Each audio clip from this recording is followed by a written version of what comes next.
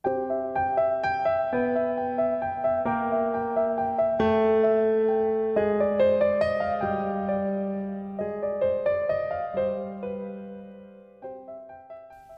বন্ধুরা, আরএস গল্প কথায় আপনাদের সবাইকে স্বাগত। আশা করি আপনারা সবাই সুস্থ আছেন। বন্ধুরা, আপনারা শুনছিলেন শ্রী বিভূতিভূষণ বন্দ্যোপাধ্যায়ের লেখা বিখ্যাত উপন্যাস দৃষ্টি প্রদীপ, আজকের তৃতীয় পর্ব।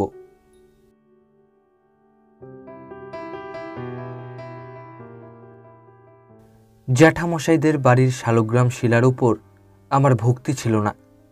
ওদের জাঁকজমক ও পূজার সময়কার আড়ম্বরের ঘটা দেখে মন আরও বিরূপ হয়ে উঠল। আগেই বলেছি, আমার মনে হতো ওদের এই পূজা অর্চনার ঘটার মূলে রয়েছে বৈষয়িক উন্নতির জন্যে ঠাকুরের প্রতি কৃতজ্ঞতা দেখানো ও ভবিষ্যতে যাতে আরও টাকাকড়ি বাড়ে সেই উদ্দেশ্যে ঠাকুরের কাছে প্রার্থনা জানানো। তাকে প্রসন্ন রাখলেই এদের আয় বাড়বে, দেশে খাতির বাড়বে। আমার জ্যাঠাইমাকে সবাই বলবে ভালো, সংসারের লক্ষ্মী, ভাগ্যবতী। তার পয়েতে এসব হচ্ছে, সবাই খোশামত করবে, মন জুগিয়ে চলবে। পাশাপাশি অমনি আমার মায়ের ছবি মনে আসে। মা কোন গুণে জ্যাঠাইমার চেয়ে কম। মাকে চা বাগানে দেখেছি কল্যাণী মূর্তিতে, লোকজনকে খাওয়ানো, মাখানো, কুলিদের ছেলেমেয়েদের পুঁতির মালা কিনে দেওয়া, আদর যত্ন করা, আমাদের একটু অসুখে রাত জেগে বিছানায় বসে থাকা। কাছাকাছি কোনো চা বাগানের বাঙালি বাবু সোনাদায় নেমে যখন বাগানে যেত, আমাদের বাসায় না খেয়ে যাবার উপায় ছিল না। আর সেই মা এখানে এদের সংসারের দাসী, পরনে ছেঁড়া ময়লা কাপড়, কাজ করতে পারলে সুখ্যাতি নেই, না পারলে বকুনি আছে, গালাগাল আছে, সবাই হেনস্থা করে। কারো কাছে এতটুকু মান নেই, মাথা তুলে বেড়াবার মুখ নেই। কেন? ঠাকুরকে ঘুষ দিতে পারেন না বলে? আমার মনে হতো জ্যাঠাইমাদের শালগ্রাম শিলা এই ষড়যন্ত্রের মধ্যে আছেন। তিনি ষোড়শোপচারে পুজো পেয়ে জ্যাঠাইমাকে বড় করে দিয়েছেন। অন্য সকলের ওপর জ্যাঠাইমা যে অত্যাচার অবিচার করছেন তা চেয়েও দেখছেন না ঠাকুর। একদিন সন্ধ্যাবেলা ঠাকুর ঘরে আরতি শুরু হয়েছে। নরু, সীতা, সেজকাকার ছেলে পুলিন আর আমি দেখতে গেছি। পুরুত ঠাকুর ওদের সবারই হাতে একটা করে রূপো বাঁধানো চামর দিলে। আরতির সময় তারা চামর দুলুতে লাগলো। আমারও সীতার হাতে দিলে না। সীতা চাইতে গেল, তাও দিলে না। একটু পরে ধূপধুনোর ধোঁয়ায় ও সুগন্ধে দালান ভরে গিয়েছে। বুলু ও ফেনি কাসর বাজাচ্ছে। পুরুত ঠাকুরের ছোট ভাই রাম ঘড়ি পিটছে। পুরুত ঠাকুর তন্ময় হয়ে পঞ্চপ্রদীপে ঘিয়ের বাতি জেলে আরতি করছে। আমি ও সীতা ছিটের দোলাই মোড়া ঠাকুরের আসনের দিকে চেয়ে আছি। এমন সময় আমার মনে হলো এ দালানে শুধু আমরা এই কজন উপস্থিত নেই, আরও অনেক লোক উপস্থিত আছে। তাদের দেখা যাচ্ছে না, তারা সবাই অদৃশ্য। আমার গা ঘুরতে লাগলো, আর কানের পেছনে মাথার মধ্যে একটা জায়গায় যেন কতকগুলো পিঁপড়ে বাসা ভেঙে বেরিয়ে চারদিকে ছড়িয়ে গেল। আমি জানি এ আমার চেনা জানা বহু পরিচিত লক্ষণ। অদৃশ্য কিছু দেখবার আগেকার অবস্থা। চা বাগানে এরকম কতবার হয়েছে। শরীরের মধ্যে কেমন একটা অস্বস্তি হয়, সে ঠিক বলে বোঝানো যায় না। জ্বর আসবার আগে যেমন লোক বুঝতে পারে এইবার জ্বর আসবে, এও ঠিক তেমনই। আমি সীতাকে কি বলতে গেলাম, পিছু হটে গিয়ে দালানের থাম ঠেস দিয়ে দাঁড়ালাম। গা বমি বমি করে উঠলে লোকে যেমন করে সে ভাবটা কাটাবার চেষ্টা করে আমিও সেই রকম স্বাভাবিক অবস্থায় থাকবার জন্যে প্রাণপণে চেষ্টা করতে লাগলাম। কিছুতেই কিছু হলো না। ধীরে ধীরে পূজার দালানের তিন ধারের দেওয়াল আমার সামনে থেকে অনেক দূরে সরে যেতে লাগলো। কাসর ঘড়ির আওয়াজ ক্ষীণ হয়ে এলো। কতগুলো বেগুনি ও রাঙা রঙের আলোর চাকা যেন একটা আর একটার পিছনে তাড়া করছে। সারি সারি বেগুনি ও রাঙা আলোর চাকার খুব লম্বা সারি আমার চোখের সামনে দিয়ে খেলে যাচ্ছে। তারপর আমার বায়ে অনেক দূর পর্যন্ত বিস্তৃত একটা বড় নদী, ওপারেরও সুন্দর গাছপালা, নীল আকাশ, এপারেও অনেক ঝোপ বন। কিন্তু যেন মনে হলো সব জিনিসটা আমি ঝাল লণ্ঠনের তেকোনা কাজ দিয়ে দেখছি। নানা রঙের গাছপালা ও নদীর জলে ঢেউয়ের নানা রং। ওপারটায় লোকজনে ভরা, মেয়েও আছে, পুরুষও আছে। গাছপালার মধ্যে দিয়ে একটা মন্দিরের সরু চূড়া ঠেলে আকাশে উঠেছে। আর ফুল যে কত রঙের আর কত চমৎকার তা মুখে বলতে পারি নে।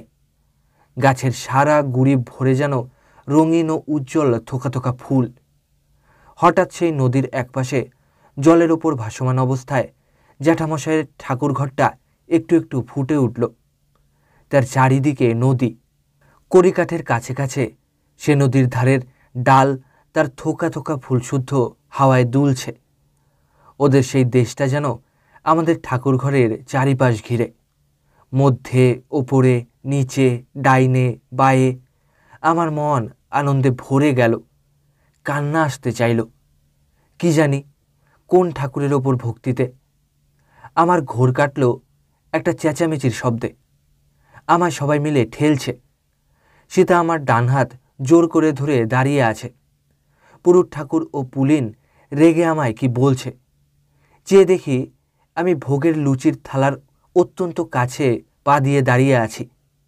আমার কোচা লুটুচ্ছে উঁচু করে সাজানো ফুলকো লুচির রাশির ওপরে। তারপর যা ঘটল, পুরুত ঠাকুর গালে 4-5টা চর কষিয়ে দিলেন। মেজ কাকা এসে বাড়ি থেকে বেরিয়ে যেতে বললেন। জ্যাঠাইমা এসে নরু পুলিনদের ওপর আগুন হয়ে বলতে লাগলেন, সবাই জানে আমি পাগল, আমার মাথার রোগ আছে। আমায় তারা কেন ঠাকুর দালানে নিয়ে গিয়েছিল আরতির সময়। মেজ কাকার মারের ভয়ে অন্ধকার রাত্রে জ্যাঠামশাইদের খিড়কি পুকুরের মাদার তলায় একা এসে দাঁড়ালাম। সীতা গোলমালে টের পাইনি আমি কোথায় গিয়েছি। আমার গা কাঁপছিল ভয়ে। এ আমার কি হলো? আমার এমন হয় কেন? এ কি খুব শক্ত ব্যারাম? ঠাকুরের ভোগ আমি তো ইচ্ছে করে ছুঁইনি, তবে ওরা বুঝলে না কেন? এখন আমি কি করি? আমি হিন্দু দেবদেবী জানতাম না, সে শিক্ষা আজন্ম আমাদের কেউ দেয়নি। কিন্তু মিশনারি মেমদের কাছে জ্ঞান হওয়া পর্যন্ত যা শিখে এসেছি, সেই শিক্ষা অনুসারে অন্ধকারে মাদার গাছের গুড়ির কাছে মাটির ওপর হাঁটু গেড়ে হাত জোর করে মনে মনে বললাম, হে প্রভু যিশু, হে সদাপ্রভু, তুমি জানো আমি নির্দোষ, আমি ইচ্ছে করে করিনি কিছু। তুমি আমার এই রোগ সারিয়ে দাও, আমার যেন এরকম আর কখনো না হয়। তোমার জয় হোক, তোমার রাজত্ব আসুক, আমেন। সকালে স্নান করে এসে দেখি সীতা আমাদের ঘরের বারান্দাতে এক কোণে খুঁটি হেলান দিয়ে বসে কি পড়ছে। আমি কাছে গিয়ে বললাম, দেখি কি পড়ছিস সীতা? সীতা এমন এক মনে বই পড়ছে যে বই থেকে চোখ না তুলেই বললে, ও পাড়ার বৌদিদির কাছ থেকে এনেছি, প্রফুল্লবালা। গোড়াটা একটু পড়ে দেখো, কেমন চমৎকার বই দাদা। আমি বইখানা হাতে নিয়ে দেখলাম, নামটা প্রফুল্লবালা বটে। আমি বই পড়তে ভালোবাসি নে। বইখানা ওর হাতে ফেরত দিয়ে বললাম, তুই এত বাজে বই পড়তে পারিস? সীতা বললে, বাজে বই নয় দাদা, পড়ে দেখো এখন। জমিদারের ছেলে সতীশের সঙ্গে এক গরিব ভট্টাচার্য বামুনের মেয়ে প্রফুল্লবালার দেখা হয়েছে, ওদের বোধহয় বিয়ে হবে। সীতা দেখতে ভালো বটে, কিন্তু যেমন সাধারণত ভাইয়েরা বোনেদের চেয়ে দেখতে ভালো হয়, আমাদের বেলাতেও তাই হয়েছে। আমাদের মধ্যে দাদা সকলের চেয়ে সুন্দর, যেমন রং তেমনই চোখ মুখ, তেমনই চুল। তারপর সীতা, তারপর আমি। দাদা যে সুন্দর একথা শত্রুতেও স্বীকার করে। সে আগে থেকে ভালো চোখ, ভালো মুখ, ভালো রং দখল করে বসেছে। আমারও সীতার জন্যে বিশেষ কিছু রাখেনি। তাহলেও সীতা দেখতে ভালো, তাছাড়া আবার শৌখিন। সর্বদা ঘষে মেজে খোপাটি বেঁধে টিপটি পরে বেড়ানো তার স্বভাব। কথা বলতে বলতে 10 বার খোপায় হাত দিয়ে দেখছে খোপা ঠিক আছে কিনা। এ নিয়ে এ বাড়িতে তাকে কম কথা সহ্য করতে হয়নি। কিন্তু সীতা বিশেষ কিছু গায়ে মাখে না, কারুর কথা গ্রাহ্যের মধ্যে আনে না। চিরকালের একগুঁয়ে স্বভাব তার। আমার মনে মাঝে মাঝে কষ্ট হয়।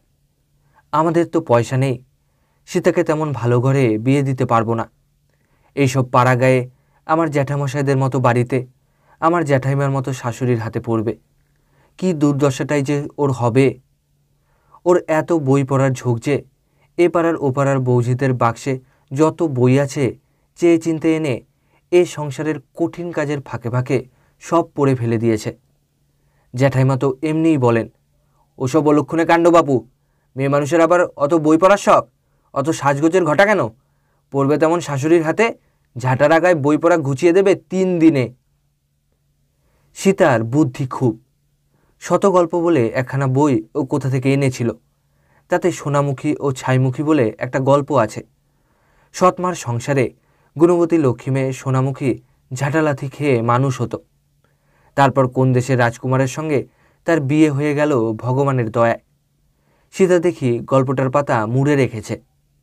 ও গল্পটার সঙ্গে ওর জীবনের মিল আছে এই হয়তো ভেবেছে। কিন্তু সীতা একটি কথাও মুখ ফুটে বলে না কোনোদিন, ভারী চাপা। সীতা বই থেকে চোখ তুলে পথের দিকে চেয়ে বললে, ওই হিরু ঠাকুর আসছে দাদা, আমি পালাই। আমি বললাম, বস, হিরু ঠাকুর কিছু বলবে না, ও ঠিক আছে এখানে খাবার কথা বলবে দেখ। হিরু ঠাকুরকে এ গায়ে আসা পর্যন্ত দেখছি। রোগা কালো চেহারা, খোঁচা খোঁচা এক মুখ কাঁচা পাকা দাড়ি, পরনে থাকে আধময়লা থান, খালি পা, কাঁধে ময়লা চাদর, তার উপরে একখানা ময়লা গামছা ফেলা। নিজের ঘরদোর নেই, লোকের বাড়ি বাড়ি খেয়ে বেড়ানো তার ব্যবসা। আমরা যখন এখানে নতুন এলাম তখন কতদিন হিরো ঠাকুর এসে আমাকে বলেছে, তোমার মাকে বলো খোকা, আমি এখানে আজ দুটো খাবো। মাকে বলতেই তখনই তিনি রাজি হতেন। মা চিরকাল এমন ছিলেন না, লোককে খাওয়াতে মাখাতে চিরদিনই তিনি ভালোবাসেন। আমার কথাই ঠিক হলো। হিরো ঠাকুর এসে বললে, শোনো খোকা, তোমার মাকে বলো আমি এখানে আজ দুপুরে 4টি ভাত খাবো।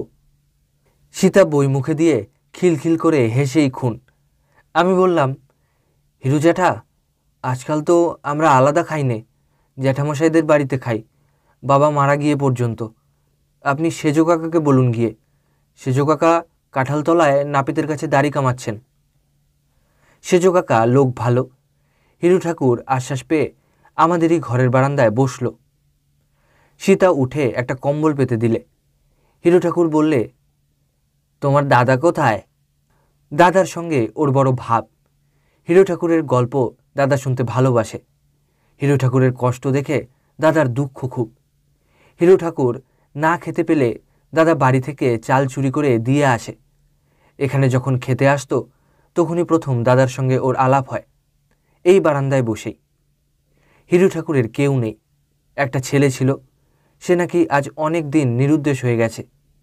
হিরু ঠাকুরের এখনও বিশ্বাস ছেলে একদিন ফিরে আসবেই এবং অনেক টাকা করিয়ে আনবে, তখন তার দুঃখ ঘুচবে। দাদা হিরুর ওই সব গল্প মন দিয়ে বসে বসে শোনে। অমন শ্রোতা এ গায়ে বোধহয় হিরু ঠাকুর আর কখনো পায়নি। খেতে বসে হিরু ঠাকুর এক মহা গোলমাল বাঁধিয়ে বসল। জ্যাঠামশাইয়ের ছোট মেয়ে শরীকে ডেকে বললে, হিরু কারুর নাম মনে রাখতে পারে না। খুকি শোনো, বাড়ির মধ্যে জিজ্ঞেস করো তো ডালের বাটিতে তারা কি কিছু মিশিয়ে দিয়েছেন? আমার গা যেন ঘুরছে। সবাই জানে হিরু ঠাকুরের মাথা খারাপ। সে এরকম একবার আমাদের বাড়ি খেতে বসেও বলেছিল, কিন্তু বাড়ি শুদ্ধ মেয়েরা বেজায় চোটল এতে, চটবারই কথা। জ্যাঠাইমা বললেন, সেজো ঠাকুরপোর খেয়ে দিয়ে তো আর কাজ নেই, ও আপদ মাসের মধ্যে 10 দিন আসে এখানে খেতে, তার উপর আবার বলে কি না ডালে বিষ মিশিয়ে দিয়েছি আমরা। মরণ, মরুই পোড়া বামুন, তোকে বিষ খাইয়ে মেরে কি তোর লাখো টাকার তালুক হাত করব? আজ থেকে বলে দাও সেজো ঠাকুরপো, এ বাড়ির দৌড় বন্ধ হয়ে গেল, কোনোদিন সদরের চৌকাট মারালে ঝাঁটা মেরে তাড়াবো। হিরু তখন খাওয়া শেষ করেছিল। জ্যাঠাইমার গালাগালি শুনে মুখখানা কাচুমাচু করে উঠে গেল। দাদা এ সময় বাড়ি ছিল না। আমাদের মুখে এরপর শুনে বললে, আহা, ও পাগল, ছেলের শোকে পাগল হয়েছে, ও কি বলে না বলে তা কি ধরতে আছে?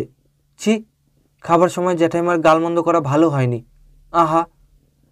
সীতা বললে, গালাগাল দেওয়া ভালো হয়নি কেন? খুব ভালো হয়েছে। খামোখা বলবে যে বিষ মিশিয়ে দিয়েছে, লোকে কি মনে করবে? দাদা আর কিছু বললে না, চুপ করে রইল। সে কারুর সঙ্গে তর্ক করতে পারে না, সীতার সঙ্গে তো নয়ই। একবার কেবল আমায় জিজ্ঞেস করলে, হিরুজাটা কোন দিকে গেল রে জিতু? আমি বললাম, আমি জানি নে। এর মাস 2-3 পরে, মাঘ মাসের শেষ বিকেলবেলা, আমাদের ঘরের সামনে একটুখানি পড়ন্ত রোদে পিঠ দিয়ে স্কুলের অঙ্ক কষছি। এমন সময় দেখি হিরু ঠাকুরকে সন্তর্পণে আস্তে আস্তে ধরে নিয়ে আসছে দাদা। হিরু ঠাকুরের চেহারা শীর্ণ, মাথায় চুল আরও উস্কো খুস্কো, মুখ প্যাঙাস, জ্বরে যেমনি কাঁপছে তেমনি কাশছে। শুনলাম আজ নাকি 4-5 দিন অসুখ অবস্থায় আমাদেরই পাড়ায় বচ্চাত্রীদের পুজোর দালানে শুয়েছিল। অসুখে কাশথুতু ফেলে ঘর অপরিষ্কার করে দেখে তারা এই অবস্থায় বলেছে সেখানে জায়গা হবে না। হিরু ঠাকুর চলতে পারে না, যেমন দুর্বল তেমনি জ্বর, আর সে কি ভয়ানক কাশি। কোথায় যায়? তাই দাদা তাকে নিয়ে এসেছে জ্যাঠামশাইদের বাড়ি। ভয়ে আমার প্রাণ উড়ে গেল। দাদার কি এতটুকু বুদ্ধি দেননি ভগবান? এটা কি নিজেদের বাড়ি যে এখানে যা খুশি করা চলবে? কোন ভরসায় দাদা ওকে এখানে নিয়ে এলো দেখো তো। যা ভয় করেছি তাই হলো। হিরুকে অসুখায় হাত ধরে বাড়িতে এনেছে দাদা। এ কথা বিদ্যুৎ বেগে বাড়ির মধ্যে প্রচার হয়ে যেতেই আমার খুড়তুতো জ্যাঠতুতো ভাই বোনেরা সব মজা দেখতে বাইরের উঠোনে ছুটে এলো। সেজো কাকা এসে বললেন, না না, এখানে কে নিয়ে এলো ওকে? এখানে জায়গা কোথায় যে রাখা হবে? কিন্তু ততক্ষণে জ্যাঠামশাইদের চণ্ডীমণ্ডপের দাওয়ায় হিরু শুয়ে ধুঁকছে। দাদা চণ্ডীমণ্ডপের পুরনো সবটা তাকে পেতে দিয়েছে। তখনই একটা ও অবস্থার রোগীকে কোথায় বা সরানো যায়? বাধ্য হয়ে তখনকার মতো জায়গা দিতেই হলো। কিন্তু এর জন্যে কি অপমানটাই সহ্য করতে হলো দাদাকে। এই জন্যেই বলছি, দিনটা কখনো ভুলব না। দাদাকে আমরা সবাই ভালোবাসি, আমি সীতা দুজনেই। আমরা জানি সে বোকা, তার বুদ্ধি নেই। সে এখনও আমাদের চেয়েও ছেলে মানুষ, সংসারের ভালো মন্দ সে কিছু বোঝে না। তাকে বাঁচিয়ে আড়াল করে বেরিয়ে আমরা চলি। দাদাকে কেউ একটু বকলে আমরা সহ্য করতে পারি না। আর সেই দাদাকে বাড়ির মধ্যে ডেকে নিয়ে গিয়ে প্রথমে সেজো কাকা আথালি পাথালি চড়চাপড় মারলেন। বললেন, বুড়ো ধারি কোথাকার, ওই হাফকাশের রুগী বাড়ি নিয়ে এলে তুমি কার হুকুমে? তোমার বাবার বাড়ি এটা? এতটুকু জ্ঞান হয়নি তোমার? সাহসও তো বলিহারি। জিজ্ঞেস না বাদ না কাউকে একটা কঠিন রুগী বাড়ি নিয়ে এসে তুললে কোন সাহসে? নবাব হয়েছ না ধিঙ্গি হয়েছ, না তোমার চা বাগান পেয়েছ? এর চেয়ে বেশি কষ্ট হলো যখন জ্যাঠাইমা অনেক গালিগালাজের পর রোয়াকে দাঁড়িয়ে হুকুম জারি করলেন, যাও, রুগী ছুঁয়ে ঘরে ধরে উঠতে পাবে না, পুকুর থেকে গায়ের ও কোট শুদ্ধ ডুব দিয়ে এসো গিয়ে। মাঘ মাসের শীতের সন্ধ্যা আর সেই কনকনে ঠান্ডা পুকুরের জল, তার ওপর চা বাগানের আমলের ওই ছেঁড়া গরম কোটটা ছাড়া দাদার গায়ে দেবার আর কিছু নেই। দাদা গায়ে দেবে কি নেয়ে উঠে? সীতা ছুটে গিয়ে শুকনো কাপড় নিয়ে এসে পুকুরের ধারে দাঁড়িয়ে রইল। মা এসে দাঁড়িয়েছিলেন। তিনি ভালো মানুষ, দাদাকে একটা কথাও বললেন না।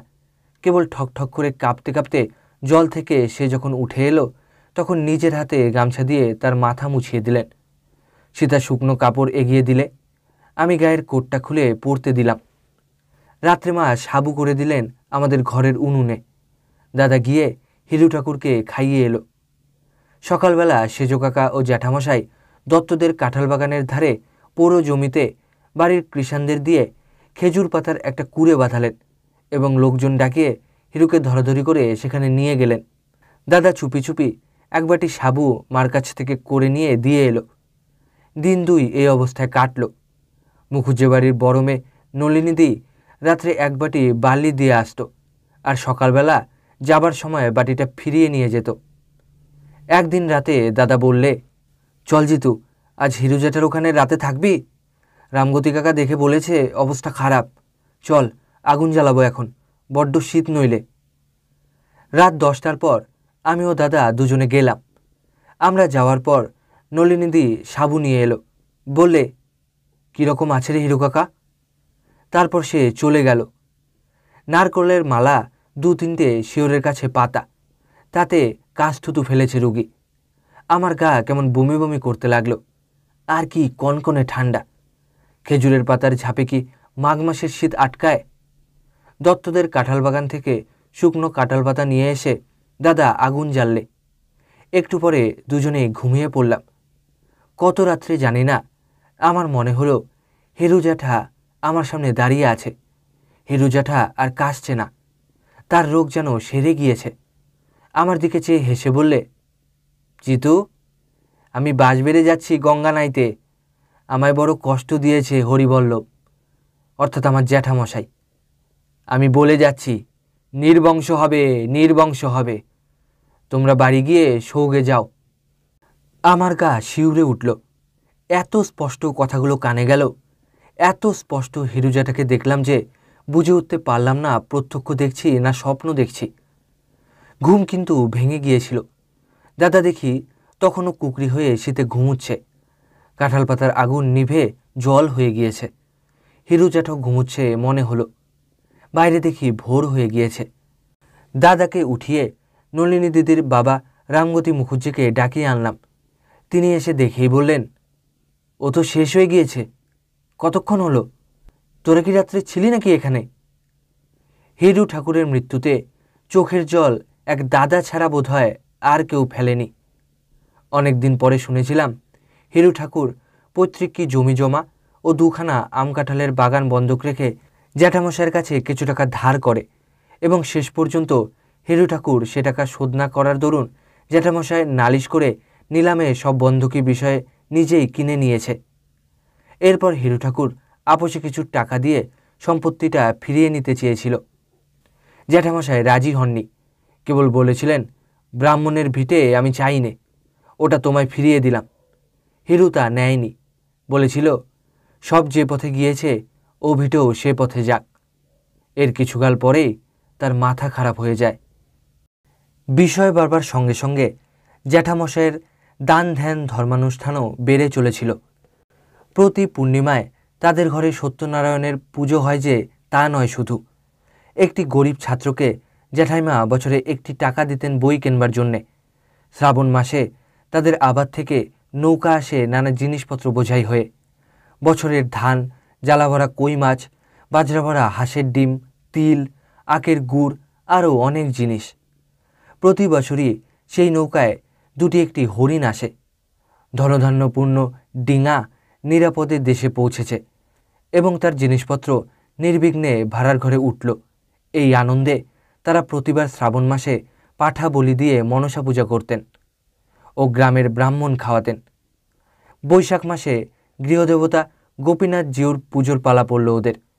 জ্যাঠামশাই গরদের জোর পড়ে লোকজন ও ছেলেমেয়েদের সঙ্গে নিয়ে কাঁসর ঘণ্টা ঢাকঢোল বাজিয়ে ঠাকুর নিয়ে এলেন ওপাড়ার জ্ঞাতিদের বাড়ি থেকে। জ্যাঠাইমা খুড়িমারা বাড়ির দূরে দাঁড়িয়েছিলেন। প্রকাণ্ড পেতলের সিংহাসনে বসানো শালগ্রাম বয়ে আনছিলেন জ্যাঠামশাই নিজে। তিনি বাড়ি ঢুকবার সময়ে জ্যাঠাইমা জলের ঝাড়া দিতে দিতে ঠাকুর অভ্যর্থনা করে নিয়ে গেলেন। মেয়েরা শাঁখ বাজাতে লাগলেন, উলু দিলেন। আমি, সীতা ও দাদা আমাদের ঘরের বারান্দা থেকে দেখছিলাম। অত্যন্ত কৌতূহল হলেও কাছে যেতে সাহস হলো না। মাকে মেমে পড়াতো সে কথা ওদের কানে যাওয়া থেকে মানুষের ধারা থেকে আমরা নেমে গিয়েছি ওদের চোখে। আমরা খ্রিস্টান, আমরা নাস্তিক, পাহাড়ি জানোয়ার, ঘরদোরে ঢুকবার যোগ্য নই। বৈশাখ মাসের প্রতিদিন কত কি খাবার তৈরি হতে লাগলো ঠাকুরের ভোগের জন্যে। ওরা পাড়ার ব্রাহ্মণদের নিমন্ত্রণ করে প্রায়ই খাওয়াতেন। রাত্রে শীতলের লুচি ও ফল মিষ্টান্ন পাড়ার ছেলেমেয়েদের ডেকে দিতে দেখেছি। তবু সীতার হাতে একখানা চন্দ্রপুলি ভেঙে আধখানিও কোনো দিন দেননি। জ্যাঠাইমা এই সংসারের কর্ত্রী, কারণ জ্যাঠাইমশাই রোজগার করেন বেশি। ফর্সা মোটাসোটা এক গা গহনা অলঙ্কারে পরিপূর্ণ, এই হলেন জ্যাঠাইমা। এ বাড়িতে নববধূ রূপে তিনি আসবার পর থেকেই সংসারের অবস্থা ফিরে যায়। তার আগে এদের অবস্থা খুব ভালো ছিল না, তাই তিনি নিজেকে ভাবেন ভাগ্যবতী। এ বাড়িতে তার ওপর কথা বলবার ক্ষমতা নেই কারও। তার বিনা হুকুমে কোনো কাজ হয় না। এই জ্যৈষ্ঠ মাসে এত আম বাড়িতে, বউদের নিয়ে খাবার ক্ষমতা নেই। যখন বলবেন খাওগে, তখন খেতে পাবে। জ্যাঠামশাইয়ের বড় ও মেজ ছেলে শীতলদা ও সলিলদার বিয়ে হয়েছে, যদিও তাদের বয়স খুব বেশি নয়। এবং তাদের বউয়েদের বয়স আরও কম।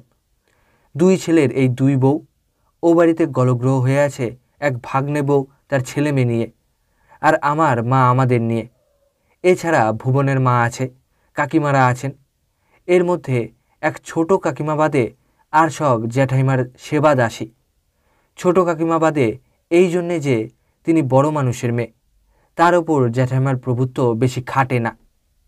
প্রতিদিন খাওয়ার সময় কি নির্লজ্জ কাণ্ডটাই হয়। রোজ রোজ দেখে সয়ে গিয়েছে যদিও, তবুও এখনও চোখে কেমন ঠেকে। রান্নাঘরে একসঙ্গে ভাগ্নে, জামাই, ছেলেরা খেতে বসে। ছেলেদের পাতে, জামাইয়ের পাতে বড় বড় জামবাটিতে ঘন দুধ, ভাগ্নেদের পাতে হাতা করে দুধ। মেয়েদের খাবার সময় সীতা, ভাগ্নে বউ এরা সবাই কলাইয়ের ডাল মেখে ভাত খেয়ে উঠে গেল। নিজেদের দল 2 বউ, মেয়ে নলিনীদি নিজের জন্যে বাটিতে বাটিতে দুধ আম বাতাসা। নলিনীদি আবার মধু দিয়ে আম দুধ খেতে ভালোবাসে। মধুর অভাব নেই। জ্যাঠামশাই প্রতি বৎসর আবার থেকে ছোট জালার 1 জালা মধু নিয়ে আসেন। নলিনীদি দুধ দিয়ে ভাত মেখেই বলবে, মা আমায় একটু মধু দিতে বলো না সদুর মাকে। কালে ভদ্রে হয়তো জ্যাঠাইমার দয়া হলো, তিনি সীতার পাতে 2টো আম দিতে বললেন কি 1 হাতা দুধ দিতে বললেন, নয়তো ওরা ওই কলাইয়ের ডাল মেখে ভাত খেয়েই উঠে গেল। সীতা সেরকম মেয়ে নয় যে মুখ ফুটে কোনোদিন কিছু বলবে, কিন্তু সেও তো ছেলে মানুষ, তারও তো খাবার ইচ্ছে হয়। আমি এই কথা বলি, যদি খাবার জিনিসের বেলায় কাউকে দেবে, কাউকে বঞ্চিত করবে, তবে একসঙ্গে সকলকে খেতে না বসালেই তো সবচেয়ে ভালো। একদিন কেবল সীতা বলেছিল আমার কাছে, দাদা জ্যাঠাইমারা কীরকম লোক বল দেখি। মা তাল তাল বাটনা বাটবে, বাসন মাজবে, রাজ্যির বাসি কাপড় কাচবে, কিন্তু এত ডাবের ছড়াছড়ি এ বাড়িতে, গাছেরই তো ডাব। একাদশীর পরদিন মাকে কোনো দিন বলেও না যে একটা ডাব নিয়ে খাও। আমি মুখে মুখে বানিয়ে কথা বলতে ভালোবাসি। আপন মনে কখনো বাড়ির কর্তার মতো কথা বলি, কখনো চাকরের মতো কথা বলি। সীতাকে কত শুনিয়েছি, একদিন মাকেও শুনিয়েছিলাম। একদিন ওপাড়ার মুখুজ্জে বাড়িতে বীরুর মা, কাকিমা, দিদি এরা সব ধরে পড়ল আমাকে বানিয়ে বানিয়ে কিছু বলতে হবে। ওদের রান্নাবাড়ির উঠোনে, মেয়েরা সব রান্নাঘরের দাওয়ায় বসে। আমি দাঁড়িয়ে দাঁড়িয়ে খানিকটা ভাবলাম কি বলবো। সেখানে একটা বাঁশের ঘেরা পাঁচিলের গায়ে ঠেসানো ছিল। সেইটের দিকে চেয়ে আমার মাথায় বুদ্ধি এসে গেল। ওই বাঁশের ঘেরাটা হবে যেন আমার স্ত্রী। আমি যেন চাকরি করে বাড়ি আসছি, হাতে অনেক জিনিসপত্র, ঘরে যেন সবে ঢুকেছি, এমন ভাব করে বললাম, ওগো কই, কোথায় গেলে? ফুলকপিগুলো নামিয়ে নাও না, ছেলেটার জ্বর আজ কেমন আছে? মেয়েরা সব হেসে এর ওর গায়ে গড়িয়ে পড়ল। আমার উৎসাহ গেল আরও বেড়ে। আমি বিরক্তির সুরে বললাম, আহ, ওই তো তোমার দোষ। কুনিন দেওয়া আজ খুব উচিত ছিল। তোমার দোষেই ওর অসুখ যাচ্ছে না। খেতে দিয়েছ কি? আমার স্ত্রী অপ্রতিভ হয়ে খুব নরম সুরে কি একটা জবাব দিতেই রাগ পড়ে গেল আমার। বললাম, ওই পুটলিটা খোলো, তোমার একজোড়া কাপড় আছে আর একটা তরল আলতা। মেয়েরা আবার খিলখিল করে হেসে উঠল। বীরুর ছোট বৌদিদি মুখে কাপড় গুজে হাসতে লাগলো। আমি বললাম, ইয়ে করো, আগে হাত পা ধোয়ার জল দিয়ে একটু চায়ের জল চড়াও দেখি। সেই কখন ট্রেনে উঠেছি, ঝাঁকুনির চোটে আর এই 2 কোষ হেঁটে খিদে পেয়ে গিয়েছে, আর সেই সঙ্গে একটু হালুয়া। কাগজের ঠোঙা খুলে দেখো কিশমিশ এনেছে কিনে, বেশ ভালো কাবুলি। বীরুর কাকিমা তো ডাক ছেড়ে হেসে উঠলেন। বীরুর মা বললেন, ছোড়া পাগল, কেমন সব বলছে দেখ, মা গো মা, আর হেসে পারি নে। বীরুর ছোট বৌদিদির দম বন্ধ হয়ে যাবে বোধহয় হাসতে হাসতে। বললে, হো মা, আমি যাব কোথায়? ওর মনে মনে ওই সব শখ আছে। ওর ইচ্ছে ওর বিয়ে হয়, বউ নিয়ে অমনি সংসার করে। মা রে। সন্ধ্যা উত্তীর্ণ হয়ে গেছে। আমি রান্নাঘরে বসে স্ত্রীর সঙ্গে গল্প করছি। রান্না এখনও শেষ হয়নি। আমি বললাম, চিংড়ি মাছটা কেমন দেখলে? খুব পচেনি তো? কালিয়াটায় ঝাল একটু বেশি করে দিও। বীরুর কাকিমা বললেন, আরে তুই কি কেবল খাওয়া দাওয়ার কথা বলবি বউয়ের সঙ্গে? কিন্তু আর কি ধরনের কথা বলবো খুঁজে পাইনে। ভাবলাম খানিকক্ষণ আর কি কথা বলা উচিত। আমি এই ধরনের কথা সকলকে বলতে শুনেছি স্ত্রীর কাছে। ভেবে ভেবে বললাম, খুকির জন্যে জামাটা আনবো, কালোর গায়ের মাপ দিও তো, আর জিজ্ঞেস করো কী রঙের পছন্দ।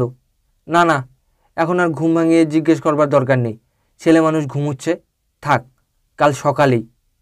খুব গম্ভীর মুখে এ কথা বলতেই মেয়েরা আবার হেসে উঠল দেখে আমি ভারী খুশি হয়ে উঠলাম। আরও বাহাদুরি নেবার ইচ্ছায় উৎসাহের সুরে বললাম, আমি নেপালি নাচ জানি, চা বাগানে থাকতে আমি দেখে দেখে শিখেছি। মেয়েরা সবাই বলে উঠল, তাও জানিস নাকি? বারে, তা তো তুই বলিসনি কোনো দিন, দেখি দেখি। কিন্তু আরেকজন লোক দরকার, যে আমার সঙ্গে আর কে আসবে? সীতা থাকলে ভালো হতো, সেও জানে। আপনাদের বিনা কোথায় গেল? সে হলেও হয়। এ কথায় মেয়েরা কেন যে এত হেসে উঠল হঠাৎ, তা আমি বুঝতে পারলাম না। বিনা বীরুর মেজ বোন, আমার চেয়ে কিছু ছোট, দেখতে বেশ ভালো। সে ওখানে ছিল না তখন। একা একা নেপালি নাচ হয় না বলে বেশি বাহাদুরিটা আমার আর নেওয়া হয়নি সেদিন। সীতার বই পড়ার ব্যাপার নিয়ে জ্যাঠাইমা সকল সময় সীতাকে মুখ নাড়া দেন। সীতা যে পরিষ্কার পরিচ্ছন্ন ফিটফাট থাকতে ভালোবাসে, এটাও জ্যাঠাইমা বা কাকিমারা দেখতে পারেন না। সীতা চিরকাল ওই রকম থেকে এসেছে চা বাগানে, একটিমাত্র মেয়ে। মা তাকে সবসময় সাজিয়ে গুজিয়ে রাখতে ভালোবাসতেন। কতকটা আবার গড়ে উঠেছিল মিস নর্টনের দরুন।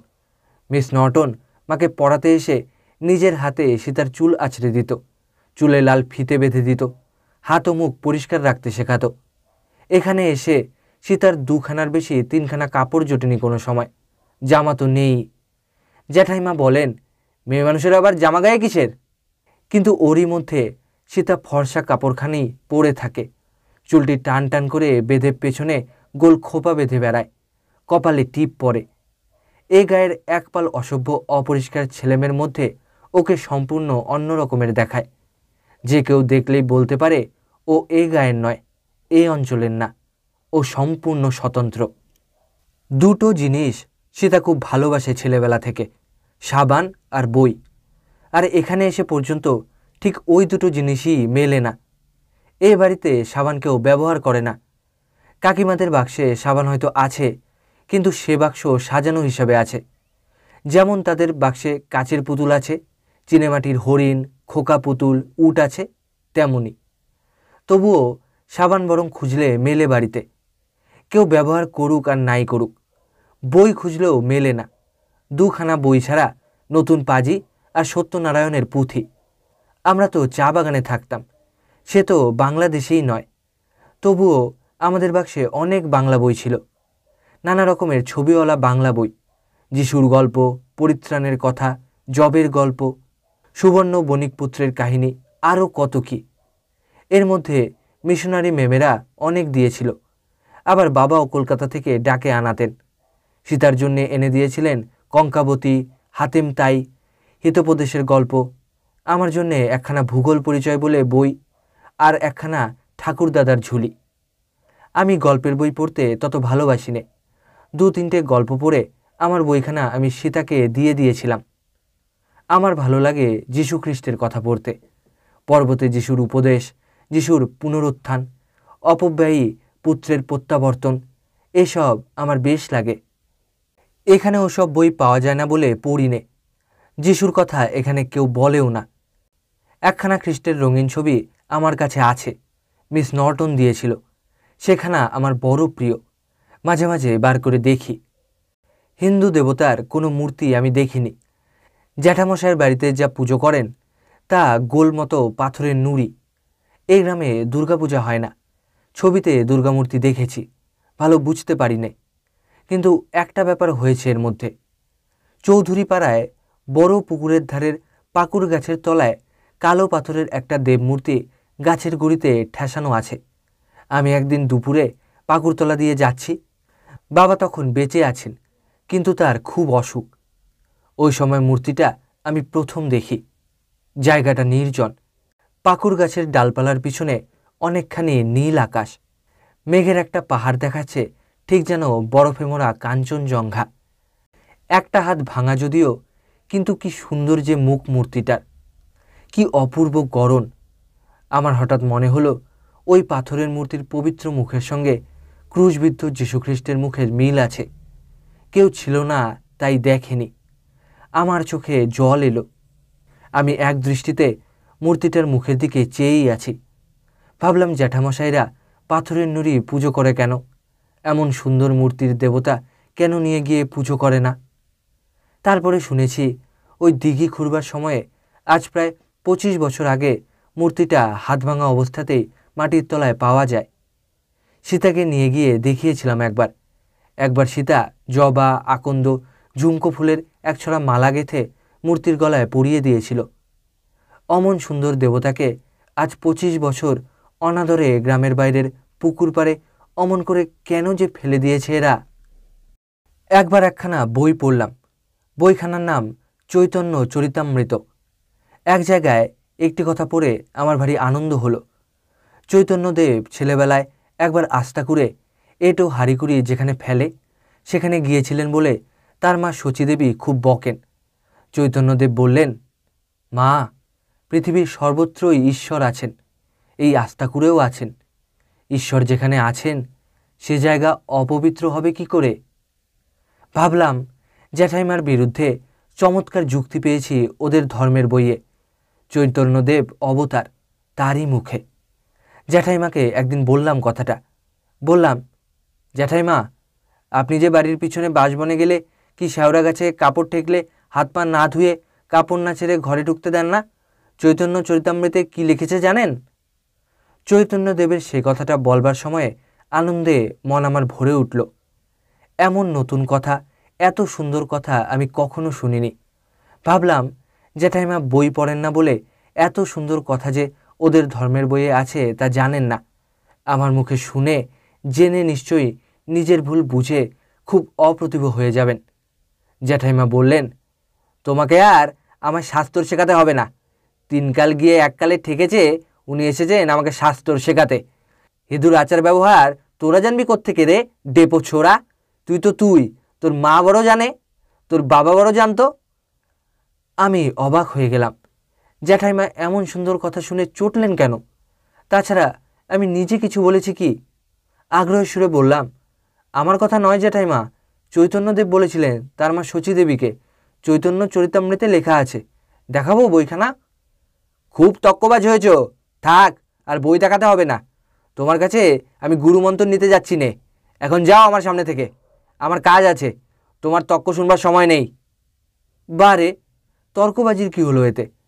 মনে কষ্ট হলো আমার। সেই থেকে জ্যাঠাইমাকে আর কোনো কথা বলিনি। সীতা ইতিমধ্যে এক কাণ্ড করে বসল। জ্যাঠামশাইদের বাড়ির পাশে যদু অধিকারীর বাড়ি। তারা বারেন্দ্র শ্রেণীর ব্রাহ্মণ। তাদের বাড়িতে যদু অধিকারীর বড় মেয়ের বিয়ের জন্য দেখতে এলো 4-5 জন ভদ্রলোক কলকাতা থেকে। সীতা সে সময় সেখানে উপস্থিত ছিল।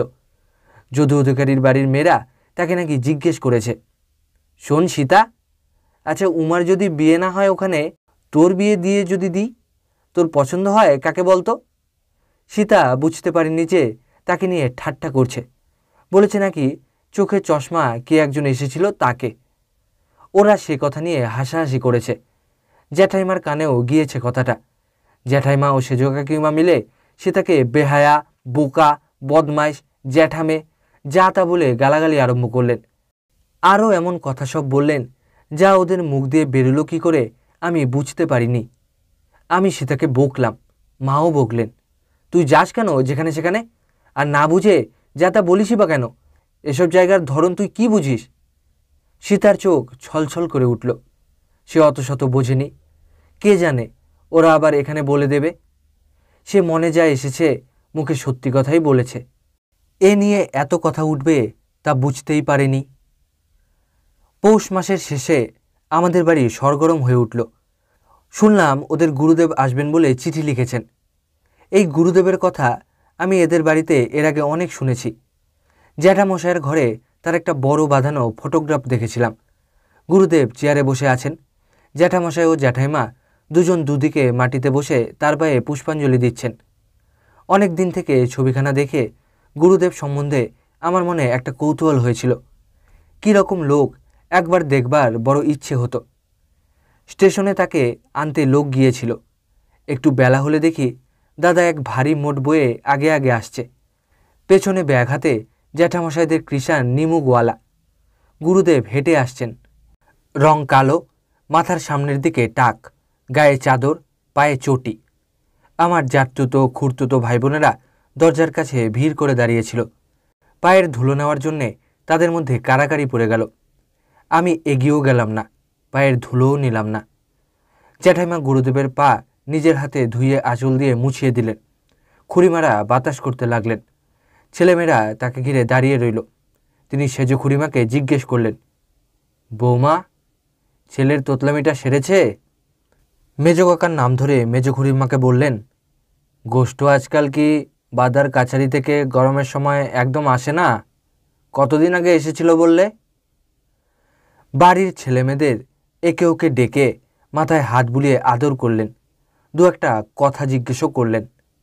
কিন্তু দাদা যে অত বড় ভারী মোট বয়ে আনলে স্টেশন থেকে, সেও সেইখানে দাঁড়িয়ে, তাকে একটা মিষ্টি কথাও বললেন না। আমার রাগ হলো।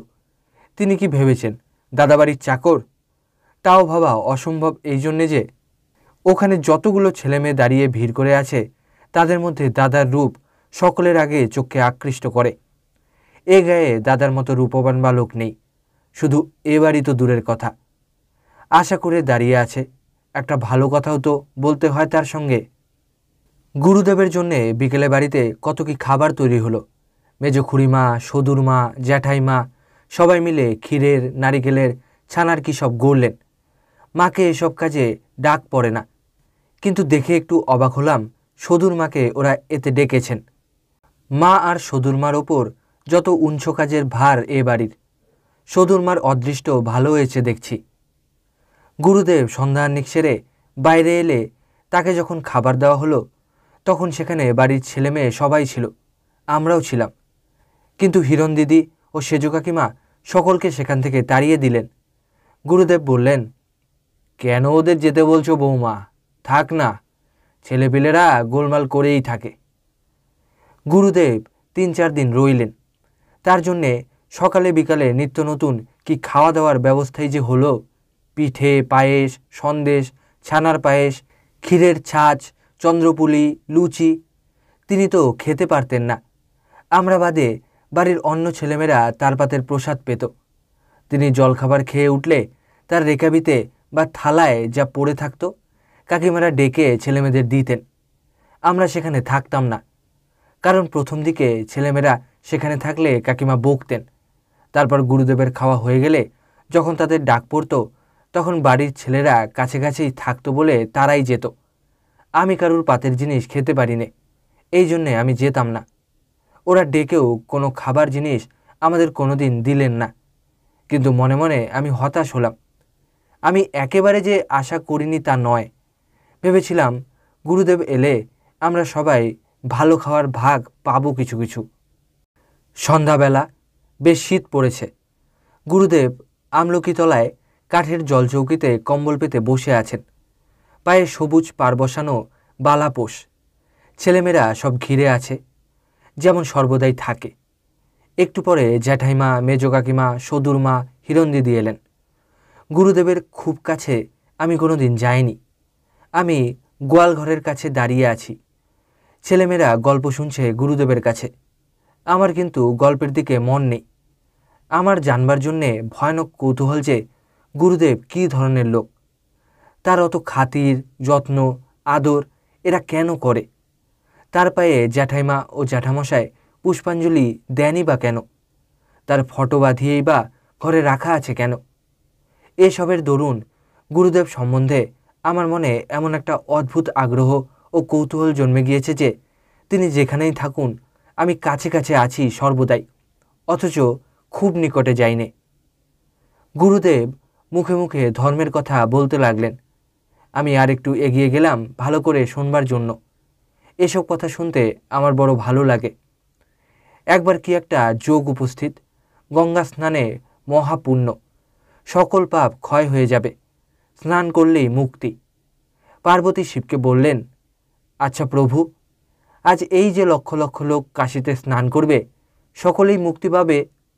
শিব বললেন, তা নয় পার্বতী, চলো তোমায় দেখাবো। দুজনে কাশিতে এলেন মণিকর্ণিকার ঘাটে। শিব বৃদ্ধ ব্রাহ্মণের সব সেজে ঘাটের ধারে পড়ে রইলেন। পার্বতী তার স্ত্রী সেজে পাশে বসে কাঁদতে লাগলেন। যারা এলো তাদের বললেন, আমার বৃদ্ধ স্বামী মারা গিয়েছেন, এর সৎকার করার ব্যবস্থা আপনারা করুন। কিন্তু একটা মুশকিল আছে, সব জিনিস স্পর্শ করবেন তার সম্পূর্ণ নিষ্পাপ হওয়া চাই, নইলে সব স্পর্শেই মৃত্যু ঘটবে। এ কথা শুনে সাহস করে কেউ এগোয় না। সবাই ভাবে, পাপ তো কতই করেছি, প্রাণ দিতে যাবে কে? সারাদিন কাটল। সন্ধ্যা নামে নামে একজন চণ্ডাল ঘাটের ধারে অশ্রুমুখী ব্রাহ্মণ পত্নীকে দেখে কি হয়েছে জিজ্ঞাসা করলে। পার্বতী সকলকে যা বলে এসেছেন তাকেও তাই বললেন। চণ্ডাল শুনে ভেবে বললে, তার জন্য ভাবনা কি মা, আজ গঙ্গা স্নান করলে তো নিষ্পাপ হবই। এত বড় যোগ যখন, এ জন্ম তো দূরের কথা, শত জন্মের পাপ ক্ষয় হয়ে যাবে পাজিতে লিখেছে। তা দাঁড়ান, আমি ডুবটা দিয়ে আসি। এবং একটু পরেই ডুব দিয়ে উঠে এসে বললে, মা ধরুন ওদিক, আমি পায়ের দিকটা ধরছি, চলুন নিয়ে যাই। শিব নিজ মূর্তি ধারণ করে চণ্ডালকে বর দিলেন। পার্বতীকে বললেন, পার্বতী দেখলে, এই লক্ষ লক্ষ লোকের মধ্যে এই লোকটি মাত্র আজকার যোগের ফল লাভ করবে। মুক্তি যদি কেউ পায়, এই চণ্ডালই পাবে। গল্পটা আমার ভারী ভালো লাগলো। সেদিনকার চৈতন্য চরিতামৃতে পড়া সেই কথাটা মনে পড়ল। জ্যাঠাইমাকে বলেছিলাম, জ্যাঠাইমা বিশ্বাস করেননি। ওদের শাস্ত্রের কথাতেই ওর বিশ্বাস নেই, অথচ মুখে হিঁদুয়ানি তো খুব দেখান। আর আমাকে, মাকে, সীতাকে, দাদাকে বলেন খ্রিস্টান। আজকাল গুরুদেবের এই গল্পটা কি জ্যাঠাইমা কাকিমারা বুঝতে পারলেন? চণ্ডালের ওপর আমার ভক্তি হলো। আমি যেন মনে মনে কাশী চলে গিয়েছি। আমি যেন মণিকর্ণিকার ঘাটে বৃদ্ধ ব্রাহ্মণবেশী শিব ও ক্রন্দনরতা পার্বতীকে প্রত্যক্ষ করেছি। ও বছর বড়দিনের সময় মিশনারি মেমেরা আমাদের রঙিন কার্ড দিয়েছিল, ছোট একখানা ছবিওয়ালা বই দিয়েছিল। তাতে একটি কথা সোনার জলে বড় বড় করে লেখা আছে মনে পড়ল, তাহারা ধন্য যাহারা পরীক্ষায় উত্তীর্ণ হইয়াছে, কারণ তাহারা জীবন মুকুট প্রাপ্ত হইবে। তার পরদিন সন্ধ্যাবেলাতেও গুরুদেব আমলকিতলায় আসন পেতে বসে গল্প বলছিলেন ছেলেমেয়েদের। একবার উঠে আহ্নিক করতে গেলেন, আবার এসে বসলেন। মেয়েরাও এলেন। কথা বলতে বলতে হঠাৎ আমার দিকে আঙুল দিয়ে বললেন, ও ছেলেটি কে? রোজ রোজ দেখি দাঁড়িয়ে থাকে। এসো এসো বাবা, এদিকে এসো। প্রথমটা আমার বড় লজ্জা হলো, কিন্তু কেমন একটা আনন্দও হলো। একটু এগিয়ে গেলাম। জ্যাঠাইমা বললেন, ও আমার এক খুড়তুতো দেওরের ছেলে। ওরা এখানে থাকতো না, চা বাগানে ওর বাবা কাজ করত। এখানে এসে অসুখ হয়ে মারা গেল। আর তো কেউ নেই, ওরা এ বাড়িতে থাকে। গুরুদেব বললেন, এসো দেখি বাবা, হাতটা দেখি, সরে এসো। তারপর জ্যাঠাইমাদের দিকে চেয়ে বললেন, খুব লক্ষণযুক্ত ছেলে, এর বয়স কত? আমায় লক্ষণযুক্ত বলাতে বিশেষত অত ছেলের মাঝ থেকে জ্যাঠাইমা কাকিমারা নিশ্চয়ই খুব খুশি হননি। জ্যাঠাইমা প্রমাণ করবার চেষ্টা করলেন আমার বয়স নাকি 15 বছর। আমি ওর ছেলে হাবুর চেয়েও 1.5 বছরের বড়। আসলে আমার বয়স 13। জ্যাঠাইমার বড় ছেলে হাবুকে আমরা হাবুদা বলে ডাকি। সে আমাদের সবার চেয়ে 2 বছরের বড়। স্কুলে তার বয়স লেখানো আছে, তাই ধরে বলছি। তারপর গুরুদেব আমায় জিজ্ঞেস করলেন, কি পড়ো বাবা? আমি কোন ক্লাসে পড়ি বললাম। ধাতুরূপ কত দূর পড়েছ? লুং লিট বোঝো? এই শোনো একটি শ্লোক। শো ধৈষ্ট বেদাং স্ত্রী দশান জ্যৈষ্ঠ পিতৃন তাপর্ষিত সমমংস্তে বন্ধুন বে জ্যৈষ্ঠ সরবর্গ মরংস্ত নিতৌ সমূল ঘাতং ন বোধি দরিংশ্চ। হেসে বললেন, কত রকম ধাতুর ব্যবহার দেখেছ? এ হলো ভট্টি কাব্যের শ্লোক। আমার বেশ ভালো লাগলো, গুরুদেবকেও এবং তার শ্লোককেও। আমি এর আগে সংস্কৃত শ্লোক বেশি শুনিনি, চা বাগানে কেউ বলতো না। শ্লোকটা আমি মুখস্থ করে নিলাম। একদিন তিনি বাড়ির পাশের মাঠে শুকনো পাতা দিয়ে আগুন জ্বেলেছেন। আমায় দেখে বললেন, এসো জিতু। আমি বললাম, কি করবেন আগুন জ্বেলে? তামাক পোড়াবো। আমি বললাম, আমি পুড়িয়ে দিচ্ছি। গুরুদেব অনেক সংস্কৃত শ্লোক আমাকে শোনালেন। কুবেরের শাপে এক যক্ষ গৃহ থেকে বহু দূরে কোন পর্বতে নির্বাসিত হয়েছিল। বাড়ির জন্যে ভেবে ভেবে তার হাতের সোনার বালা ঢল হয়ে গিয়েছিল। তারপর আষাঢ় মাসের প্রথম দিনে সেই পাহাড়ের মাথায় বর্ষার নতুন কালো মেঘ নামল। এই রকম একটা শ্লোকের মানে। আমি তো সংস্কৃত পরিমোটে রিজু পাঠ, কিন্তু আমাকেই তিনি আগ্রহের সঙ্গে এমনই ভালো ভালো অনেক শ্লোক শোনাতে লাগলেন যেন আমি কত বুঝি। এবার মনে হলো আমার নিজের কথা যা কাউকে কখনো বলিনি এ পর্যন্ত তার কাছে খুলে বলি। আমার মনের সন্দেহ, আমার ওইসব অদ্ভুত জিনিস দেখার ব্যাপার, জ্যাঠাইমাদের সঙ্গে আচার ব্যবহার নিয়ে আমার মত না মেলা, সকলের ওপর ঠাকুর দেবতা সম্বন্ধে আমার অবিশ্বাস, এসব খুলে বলে তিনি কি বলেন শুনি। তার ওপর এমন একটা শ্রদ্ধা ও বিশ্বাস হয়ে গিয়েছিল আমার, যেন মনে হলো এর কাছে বললে ইনি সব বুঝিয়ে দিতে পারবেন আমাকে। এত বড় লোক ইনি, এত পণ্ডিত, কত কথা জানেন। কিন্তু সুবিধে হলো না। বলি বলি করেও বলতে আমার কেমন লজ্জা হলো। 3 দিন এমনই কেটে গেল। তারপর তিনি চলে গেলেন। আমার কিন্তু বলতে পারলেই ভালো হতো। একজন ভালো লোককে আমার সব কথা বলা দরকার, অথচ এখানে তেমন কোনো লোককে আমি বিশ্বাস করি নে। কারুর ওপর আমার ভক্তি হয় না।